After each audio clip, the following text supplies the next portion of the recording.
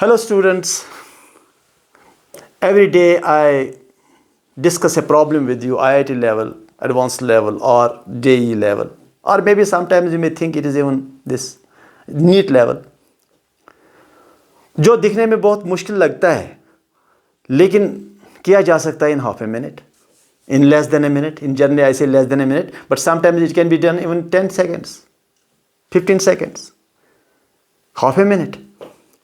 तो आज का प्रॉब्लम मैं ऐसे बनाऊंगा, तो आप ज़रा देखो, आप इसको और कमेंट सेक्शन में ये बताना कि क्या ये खुद आप ये क्वेश्चन कर सकते थे, the way I do it. और कमेंट सेक्शन में ये भी बताना कि इसको किसी और तरीके से अगर आप कर सकते थे वो भी आप तरीका बताओ कमेंट सेक्शन में. लेकिन कल का जो मैंने आपको प्रॉब्लम बताया था उसमें y is equal to X minus X square का प्रॉब्लम था. मैंने आपको कहा कि एंगल ऑफ प्रोजेक्शन निकालने के लिए मैंने आपको ये एंगल निकालने के लिए कहा था, ये एंगल निकालने के लिए कहा था इस इक्वेशन से. लेकिन मैंने साथ में आपको ये भी कहा था कि ये इक्वेशन यूज मत करो, y is equal to X tan theta minus 1/2 g X square by v0 square cos square theta. आप इसको सीधे आप कंपेयर करते और टेन थीटा बनाते 1, तो टेन थीटा 1 लिखने से आपको थीटा 45 निकल ही जाता, वो कोई बात नहीं हुई. मैं आपको कहता कि इसको अवॉइड करके कोई और तरीका सोचो, मतलब कैलकुलस का तरीका सोचो. तो अब ज़रा देखो, ये मैं आपको दिखाना चाहता हूँ. y is equal to X minus X square, तो dy बाई डी एक्स क्या है? That is slope. Slope is nothing but tan theta. तो मैं यहाँ dy बाई डी एक्स निकालूंगा. आपको पता है dy by D x slope है, तो मैं इस कर्व का स्लोप निकालूंगा, मैं इस कर्व का टेन थीटा निकालूंगा. तो that is equal to 1 minus 2x differentiation करके. अब ये स्लोप जो है यही तो टेन थीटा है, लेकिन टेन थीटा कहाँ निकालना है? x इज इक्वल टू 0, यहाँ पर निकालना है टेन थीटा. सो जब आप टेन थीटा यहाँ निकालोगे आपको x 0 रखना पड़ेगा. तो जब आपने x 0 रखा तो ten theta is 1, because this slope changes with position x and you have to find the slope at x equal to 0. तो x को 0 रखकर यहाँ पर 1 हो गया, तो हो गया tan theta is equal to 45. तो ये कैलकुलस तरीका आपने इस्तेमाल किया. तो ये मैंने कल आपसे पूछा था, मैंने सोचा था कि इस तरह से आप मतलब कंटिन्यू करोगे और इसको फॉलो करोगे. लेकिन बहुत सारे बच्चों ने क्या कहा था, उन्होंने इस तरीके से निकाला था, and I appreciate them. At least they follow the lectures. And now the next question. Next question is, have a look. ये question मैंने बनाया ऐसे कुछ, x versus y, and you are launching an object here with whatever velocity v0, and it goes like this. और यहाँ पर एक wall है और ये वॉल से हिट करके वापस आता है इधर. जहां ये हिट करता है वो ऑरिजिन से 14 मीटर्स के दूरी पर है, और जहां वॉल है उस वॉल से ये 4 मीटर की दूरी पर है. द क्वेश्चन, और ये 45 एंगल पर आपने लॉन्च किया था. क्वेश्चन इज, अभी क्वेश्चन बना ही नहीं, सिर्फ आपने लॉन्च किया है. It hits a wall, it rebounds back and comes over here, and जहां यह हिट करता है वो इस वॉल से 4 मीटर की दूरी पर है, और ऑरिजिन से जहां ये ग्राउंड पर हिट करता है वो पॉइंट जहां ये हिट करता है वो ऑरिजिन से 14 मीटर की दूरी पर है. ठीक. My question, what is the range? And my question, what is maximum height, h max? ये निकालना है मैक्सिमम हाइट. मैक्सिमम हाइट कहाँ पर गया? ये मैक्सिमम हाइट भी निकालना है और रेंज भी निकालना है. ठीक. मैक्सिमम हाइट भी निकालना है. मैंने इसका रब किया, मैंने सोचा कि आप ये कंफ्यूज नहीं होना चाहिए इसके साथ. अच्छा, तो कैसे करोगे? 1 मिनट में.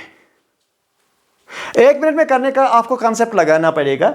अगर कोई सरफेस है और ये जो प्रोजेक्टाइल है it comes back elastically, it rebounds elastically, elastic rebound का मतलब क्या होता है? ये स्पीड जो है यहाँ से होता है वो रिबाउंड करने के बाद भी वही स्पीड होता है।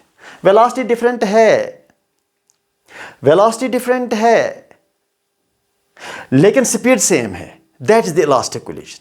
अच्छा, इसका मतलब ये हुआ कि इसका जो हॉरिजॉन्टल कंपोनेंट है Vx और इसका जो वर्टिकल कंपोनेंट Vy है, रिफ्लेक्टेड ऑब्जेक्ट का यही हॉरिजॉन्टल कंपोनेंट है Vx in the opposite direction और Vy भी यही है क्योंकि स्पीड कांस्टेंट है। So it is Vx component will reverse direction but this magnitude of Vx will remain the same and Vy component का जो वेलोसिटी का जो कंपोनेंट है उसमें डायरेक्शन भी यही रहता है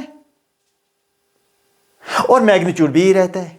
इसके ना डायरेक्शन में चेंज आया ना मैग्नीट्यूड में चेंज आया, लेकिन Vx में आया डायरेक्शन चेंज, मैग्नीट्यूड सेम रहा। It happens everywhere. जैसे अगर आप यहाँ पर ये आपने ऐसे और ऐसे ये पार्टिकल यूँ आया, इसका ये वाला वेलोसिटी Vx समझो या कुछ भी, तो ये वाला वेलोसिटी रिबाउंड होकर के कंपोनेंट, दिस वेलोसिटी जो ये कंपोनेंट है it will reverse direction only और ये जो कंपोनेंट है it will remain the same.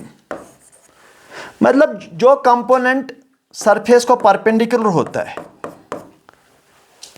जो कंपोनेंट सरफेस को परपेंडिकुलर होता है, it change its direction without changing the magnitude. अच्छा, अब जरा देखो, ये जो यहां पर पार्टिकल आया हिट किया, उसका जो एक्स कंपोनेंट का वेलोसिटी फॉरवर्ड था, एक्स कंपोनेंट का, तो रिफ्लेक्टेड ऑब्जेक्ट का इसका जब ये रिफ्लेक्ट हुआ उसका भी एक्स कंपोनेंट वही रहेगा बट रिवर्स हो जाएगा, और जो इसका वी वाई कंपोनेंट था वो सेम रहेगा वी वाई। अब सोचो जरा, इसके बाद सोचो, इसके बाद सोचो आप, ये जो ये फॉरवर्ड में Vx वेलोसिटी से चल रहा था, रिफ्लेक्ट होने के बाद इसका Vx वेलोसिटी जो है कंपोनेंट वो रिवर्स हो गया मगर मैग्नीट्यूड चेंज नहीं हुआ। तो इस Vx की वजह से जो हॉरिजॉन्टल कंपोनेंट है इन द बैक डायरेक्शन, इसकी वजह से ये 4 मीटर पीछे आया।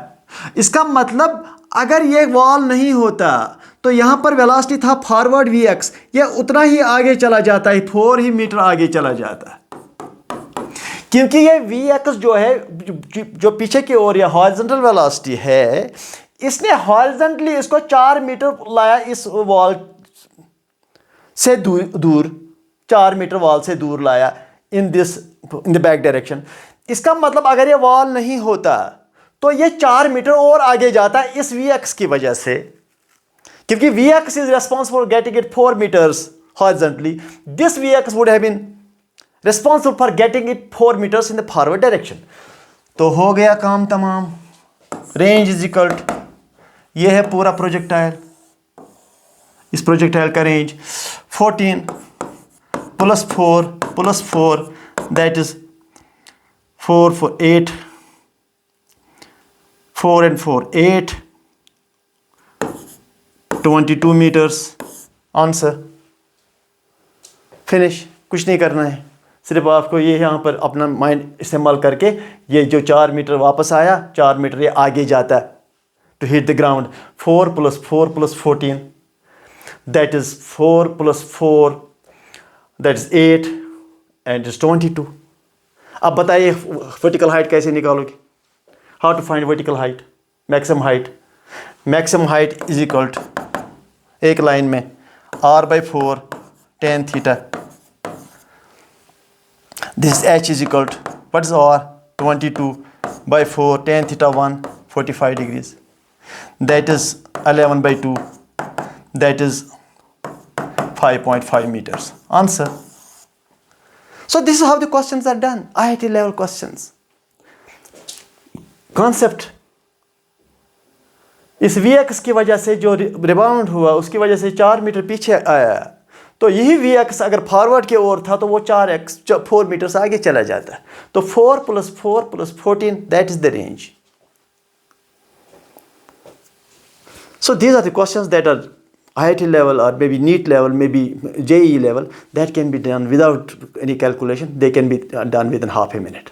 So don't miss these lectures. Tomorrow I will show you one more question. IIT level in half a minute. Thank you.